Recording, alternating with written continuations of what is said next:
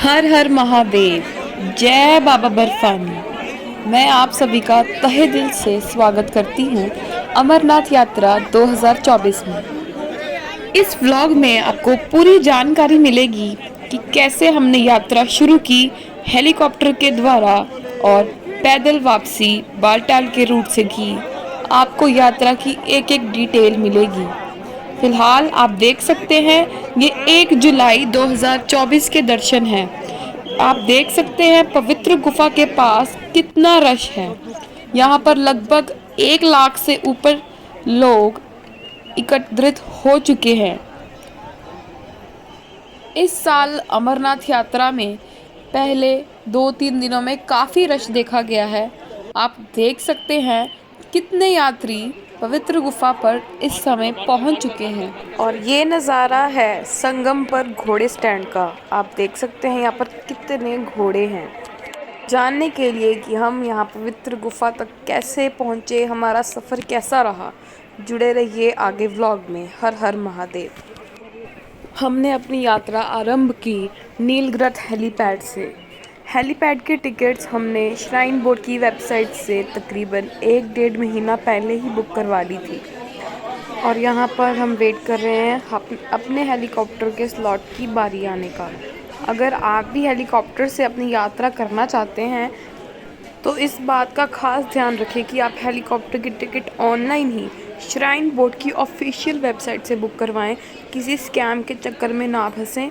Tickets online ही book होती हैं। On the spot ticket मिलना बहुत मुश्किल है। हमारी टिकट 3 से 6 के स्लॉट की है और हम तकरीबन 12-12:30 यहाँ पर पहुँच चुके हैं। ये जो डेस्क है यहाँ पर हमें अपना KYC करवाना है और अपने बायोमेट्रिक्स करवाने हैं। अपने बायोमेट्रिक्स करवाने के बाद यहाँ पर एक और डेस्क है। ये हेल्प डेस्क पर आकर हम अपने KYC दिखाएंगे और हमें अपना RFID कार्ड इशू करवाना होगा। यहाँ इस हेल्प डेस्क से हमें अपना RFID कार्ड मिलेगा जो कि हमें यात्रा के दौरान अपने गले में डालकर रखना है।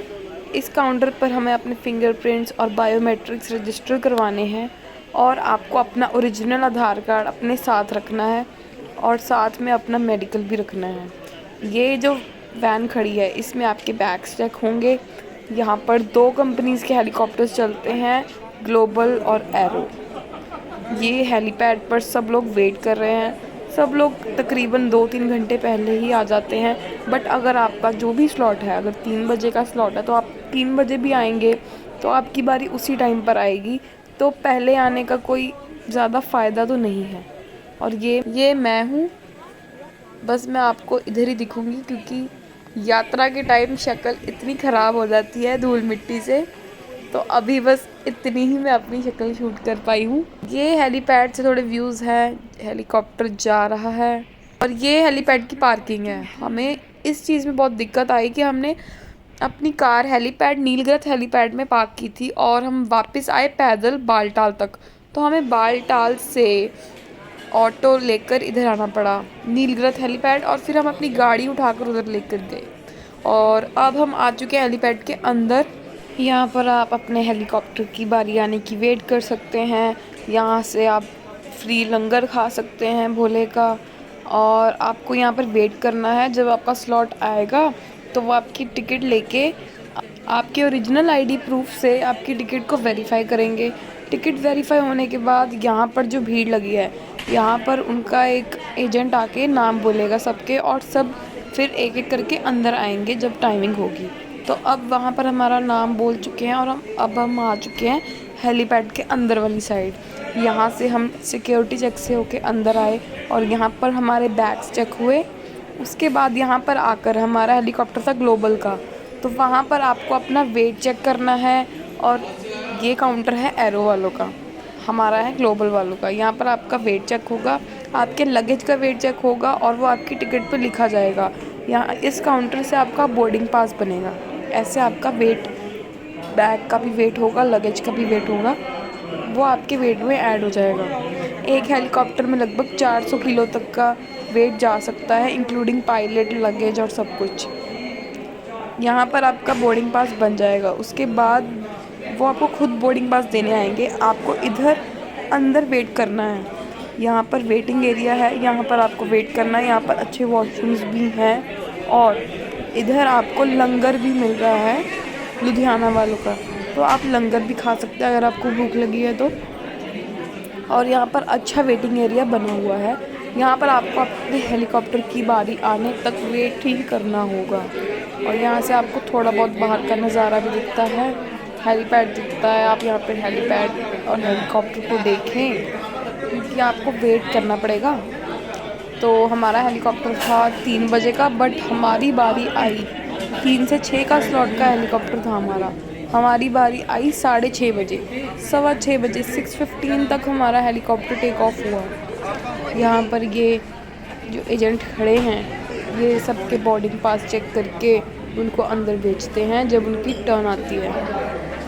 और यहाँ पर आप हेलीकॉप्टर्स देख सकते हैं और लोग सब कैसे बेचैन हैं जाने के लिए कि हमारी बारी आ जाए, जो सुबह से बैठे हैं इसी इंतज़ार में कि कब हम हेलीकॉप्टर में बैठ के अपने भोले के दर पे जाएंगे।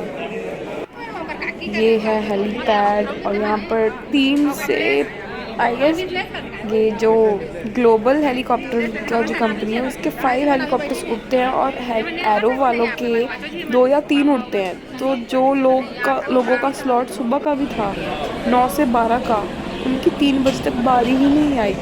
उनका स्लॉट ही 9 से 12 का था और वो 3 बजे तक ऐसे ही बैठे रहे। जबकि ये जो ग्लोबल वाले हैं इनके हेलीकॉप्टर्स चलो साथ ही साथ उड़ रहे हैं, आधा घंटा आगे होगा, बट इतनी वेट लोगों को नहीं करनी पा रही थी कि 3 घंटे तक उनकी टर्न नहीं आ रही। तो अब हमारी टर्न आ चुकी है, हम ऑन फील्ड आ गए हैं। अभी वो हमें इंस्ट्रक्शंस दे रहे हैं, बोर्डिंग पास से चेक कर रहे हैं कि सारे पैसेंजर्स आ गए हैं कि नहीं। यहाँ पर हम हेलीकॉप्टर्स को उड़ते देख रहे हैं काफ़ी टाइम तक।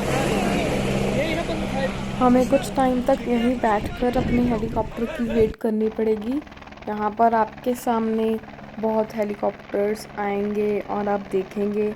और अगर आपको हेलीकॉप्टर में बैठने से डर लगता है तो आप शायद देख के डरे भी कि इसी हेलीकॉप्टर में मैं बैठूंगी या फिर ऐसा सोचें, बट ऐसा कुछ नहीं होता। बिल्कुल एक झूले जैसे आप राइड लेते हैं वैसी फीलिंग है। इस तरह से जब एक हेलीकॉप्टर आता है तो साथ में ही सबको फटाफट लेके जाते हैं क्योंकि हेलीकॉप्टर ज़्यादा देर रुकता नहीं है। और ये हम बैठ चुके हैं अपने हेलीकॉप्टर में। हर हर महादेव, जय बाबा बर्फानी। आप देख सकते हैं नज़ारे यहाँ के, सभी सड़कें, टनल हैं, सड़कें टनल सब कुछ कितना छोटा छोटा लग रहा है। हम काफ़ी ऊंची हाइट पर हैं। सच माने तो जब टेक ऑफ हुआ हेलीकॉप्टर थोड़ा सा डर लगा, बट कोई इसमें डरने वाली बात नहीं है। आप आराम से बैठ जाएंगे, आप बस नज़ारे देखते रह जाएंगे। कश्मीर में आपका हेलीकॉप्टर उड़ रहा है तो ऑब्वियसली आप एंजॉय करते ही जाएंगे, भोले की दर पर जा रहे हैं। चलो जर्नी को फास्ट फॉरवर्ड करते हैं।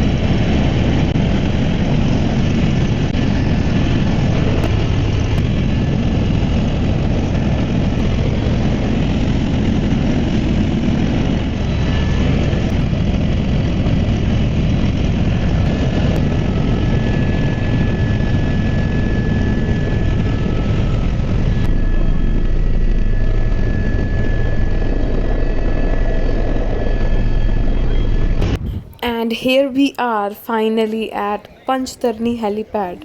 हम पंचतरनी हेलीपैड पर पहुंच चुके हैं। हमें रास्ते में मतलब हेलीकॉप्टर राइड में लगभग 5 से 6 मिनट या मैक्सिमम तो 7 मिनट लगते। 7 मिनट में हम अपना सफ़र तय करके डायरेक्ट पहुँच चुके हैं पंचतरनी हेलीपैड, नीलगिरी हेलीपैड से पंचतरनी।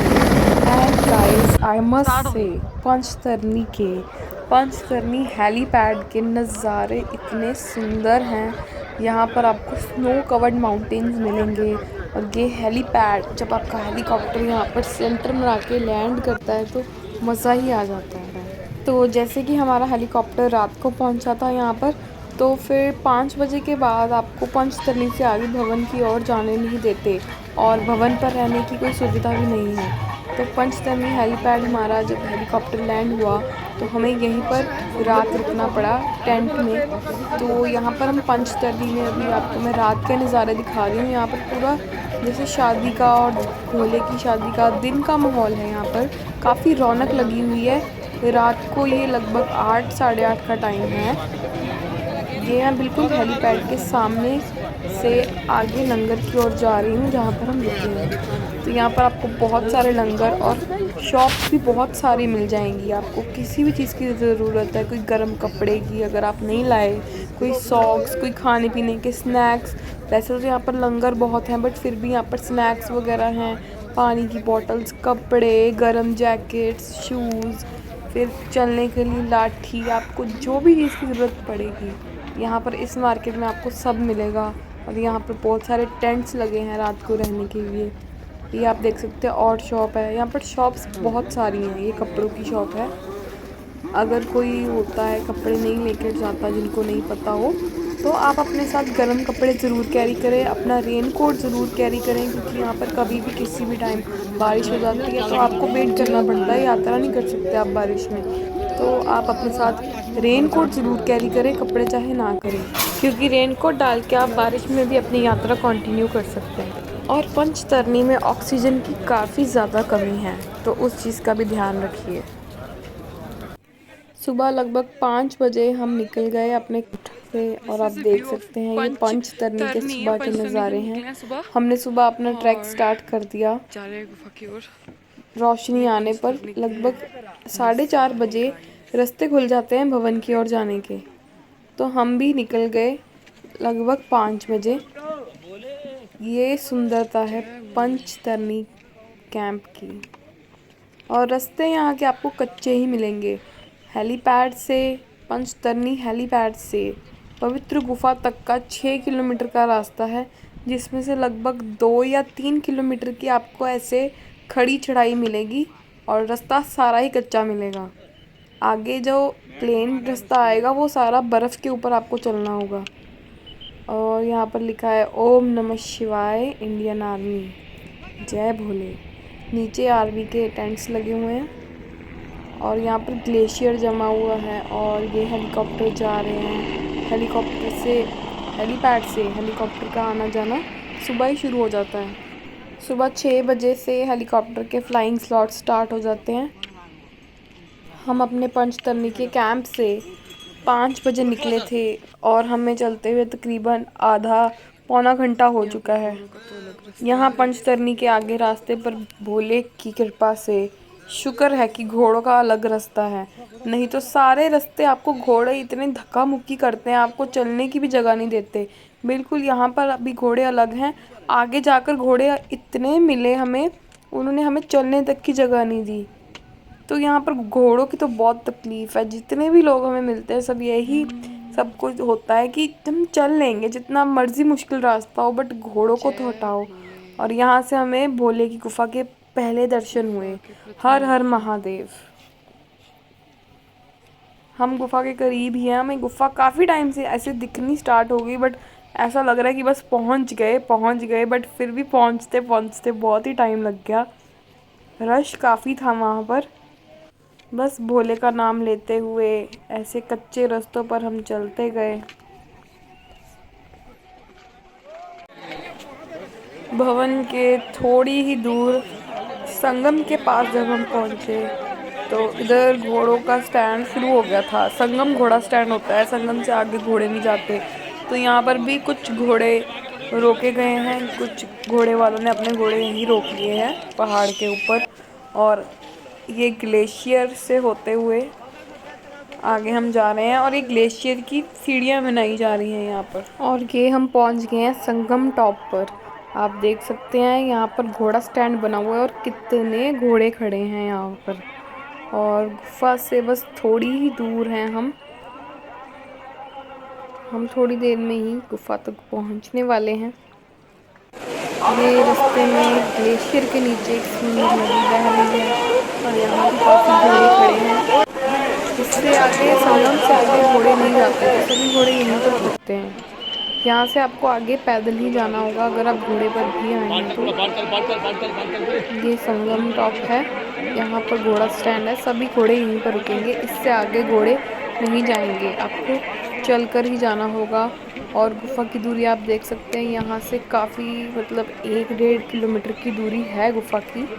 यहाँ गुफ़ा है और यहाँ हम खड़े हैं जहाँ ये घोड़ा स्टैंड है, यहाँ पर सब घोड़े रुक जाएंगे। गुफ़ा के थोड़ा और करीब आने पर ग्लेशियर के बीच में ये जो नदी बह रही है, हमें ये देखने को मिलेगी।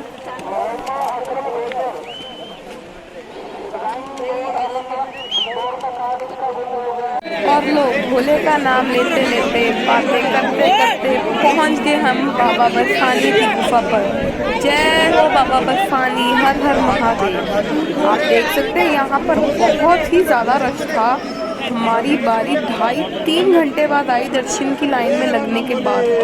दर्शन की लाइन बहुत ही लंबी थी और आप रश देख सकते हैं। लड़कियां तो बहुत ही कम अमाउंट में हैं, यहाँ पर लड़कों का बहुत रश है और लड़कों और लड़कियों की एक ही लाइन, ऐसी कोई लाइन ही नहीं है, धक्का मुक्की ऐसे थी। ये पवित्र गुफा के पवित्र दर्शन कर लीजिए। हर हर महादेव, जय भोले भंडारी, जय बाबा बर्फानी। भूखे को अन्न, प्यासे को पानी, जय हो बाबा बर्फानी।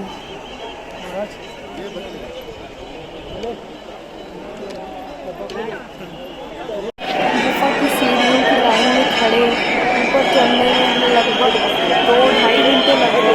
इतना रश है, आप देख सकते हैं। इस रश के साथ धीरे धीरे चलते हुए हम 2 घंटे के बाद ऊपर पहुँचे और ऊपर थोड़े थोड़े करके अंदर को लोग भेजते। यहाँ पर आप गुफा के नज़ारे देखिए और लोगों का रश देखिए। जय भोलेनाथ। और ये आपको गुफा के अंदर के दर्शन करवाए जा रहे हैं। 1 जुलाई के बाबा बर्फानी के दर्शन, हर हर ये गुफा के अंदर के दर्शन हैं। हर हर महादेव। ये नंदी भगवान के दर्शन जो गुफा के बाहर विराजमान है।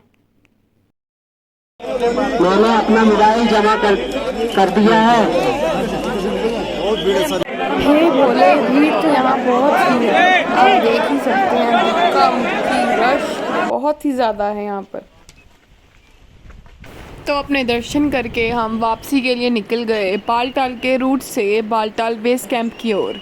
रश की वजह से हमारे दर्शन लगभग 12-1 बजे तक हुए, जबकि हम सुबह 5 बजे वहाँ से निकले थे और 9-10 बजे हम पहुँच चुके थे पैदल चलकर पंचतरणी से गुफा की ओर। पर फिर भी रश की वजह से हम वहाँ से 1-1:30 बजे तक फ्री होके निकल पाए। तो अभी हम 1-1:30 बजे वहाँ से निकले हैं। आपको रास्ते में ऐसा ग्लेशियर मिलेगा, वहाँ से आपको चल के जाना है। आप वापसी की चाहें तो हेलीकॉप्टर की टिकट भी बुक करवा सकते हैं, बट हमने वापस पैदल आना चूज़ किया क्योंकि हम ऐसे नज़ारे देख पा रहे थे पैदल आते हुए। हम सारे नज़ारे देखते धीरे धीरे आनंद से आते गए और हम रात को 8-8:30 बजे तक बालटाल बेस कैंप पहुँच गए, बिल्कुल स्लो स्पीड पर भी। और बालटाल के रास्ते की ये एक खासियत आप देख लीजिए, धूल मिट्टी इतनी उड़ेगी और उड़ उड़ के आपकी आँखों में पड़ेगी। इस चीज़ का आप ख़ास ध्यान रखिए। अपने साथ फेस मास्क कैरी कीजिए, अपना मुंह और आंखें कवर करके चलिए। मिट्टी यहाँ पर घोड़े बहुत ही उड़ाते हैं, जैसे कि पहले कहा था, घोड़ों की यहाँ बहुत ही दिक्कत है। तो सारे बालटाल के रूट पर क्योंकि कच्चे रास्ते हैं, मिट्टी है, कंकड़ हैं, तो घोड़े मिट्टी उड़ाते जाते हैं। ऊपर से कभी कड़ी धूप आ जाती है बीच में, तो बीच में ऐसे धूप आ जाती है, बीच में छाँव हो जाती है। तो धूप में मिट्टी में चलना थोड़ा सा मुश्किल तो है, बट अपनी लाठी लेकर फेस कवर कर कर भोले का नाम लेकर चलते जाइए। जय भोले। अभी यहाँ पर थोड़ी सी धूप आई हुई है और मिट्टी भी उड़ रही है, तो हम बस चलते जा रहे हैं।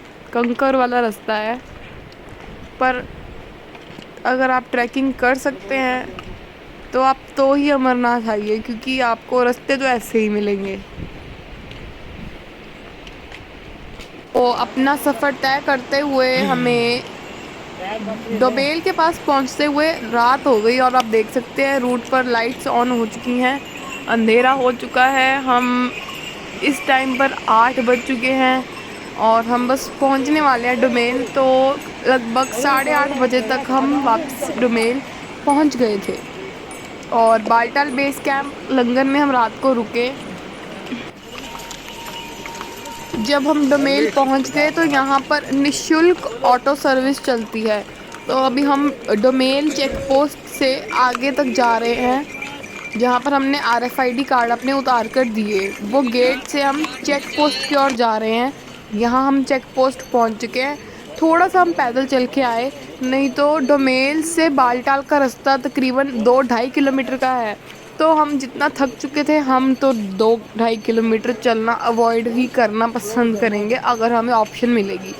तो डोमेल ऑटो चलते हैं, निशुल्क फ्री ऑटो सर्विस चलती है। तो हम यहाँ पर डोमेल पहुँचे। यहाँ पर थोड़े बहुत हमने लंगर देखे, बट हमने बिल्कुल हिम्मत नहीं थी खाने की, और मिट्टी मिट्टी सारी फेस पर बालों में थी। तो बस लंगर को हमने थोड़ा देखा, भोले के दर्शन किए, भोले का नाम लेके हम आगे बढ़ गए।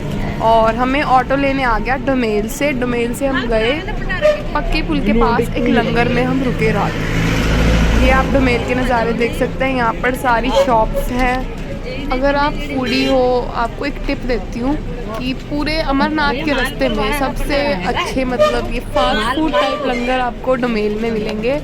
लंगर तो चलो लंगर है, भोले का प्रसाद है, जो मिलता है खा लीजिए। But dosa, idli, noodles, Manchurian type items आपको डोमेल में मिलेंगी। तो जैसे यंगस्टर्स को शौक़ होता है तो बस उनके लिए ये टिप है। बाकी भोले का नाम लेके जो मिलता है खाते चलो, भोले का नाम लेते चलो। ये ऑटो तो हमारे लिए भोले का आशीर्वाद ही था। हमें तो चलने की बिल्कुल भी हिम्मत नहीं थी, और बस ये ऑटो ने हमारा जो 2.5 किलोमीटर का सफ़र करवा दिया ना, वो भोले की ही कृपा थी। ऑटो से नज़ारे देखते हुए, सारे लंगर देखते हुए चलते जा रहे हैं। लंगरों की डेकोरेशन इतनी सुंदर है। किसी लंगर में गुफा बनाई है भोले की अलग अलग झांकियाँ बनी हुई हैं, अलग अलग खाने के व्यंजन हैं भोले के। शादी की जैसी सारी डेकोरेशन हो रखी है, शादी हो रही है भोले की बस। और इतने सारे भक्त आ रखे हैं, सभी भोले के भक्त।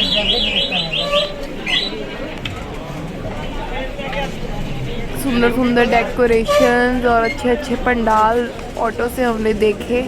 और यहाँ पर गर्म कपड़ों की फिर से शॉप्स हैं अगर आपके पास नहीं है। और सुबह हम उठ के सुबह निकल पड़े। हम कानवाई के साथ हम निकल गए वापसी अपने घर पंजाब की ओर। सुबह हम उठे, इधर डोमेल का एक लंगर है, वहीं से बस हमने एक ब्रेड खाई और दूध पिया, और पोहा खाया और दूध पिया। बस कहने को चाहे हम बता रहे हैं कि यहाँ पर आपको अलग अलग फूड आइटम्स मिलेंगी, बट हम खुद इतने थके और बीमार थे कि हमने तो कुछ खाया ही नहीं। हमने इस लंगर में अंदर आकर सिर्फ दूध पिया और साथ में पोहा खाया, दूध, बिस्किट और पोहा। भोले का प्रसाद है, खाते चलो चलते चलो, जय भोले। और ये है बालटाल बेस कैंप का हॉस्पिटल। यहाँ पर इतना बड़ा हॉस्पिटल बनाया है, किसी भी यात्री को किसी भी तरह की तकलीफ़ होती है तो यहाँ पर एम्बुलेंसेस बहुत सारी खड़ी हैं, और हॉस्पिटल में हर तरह की सर्विस प्रोवाइड की जाती है।